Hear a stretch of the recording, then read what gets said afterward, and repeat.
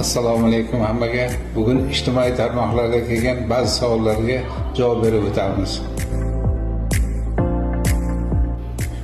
Umuman og'riqlar asab tollarining qisilishi, unga tashqi ta'sirlar natijasida yuzaga keladi. Bel sohasidagi og'riqlarga esa beldagi osteoxondrozlar, bel disk shulalari, beldagi protruziyalar natijasida hosil bo'ladi.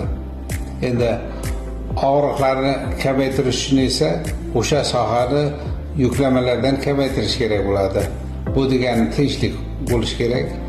Ikkinchi navbatda qilinadigan muolajalar mahalliy va umumiy holatdagilar bo'ladi.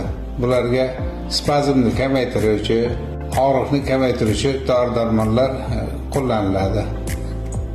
Uning uchun nevropatolog va neyroxirurglar nazoratida davolanish maqsadga muvofiq bo'ladi.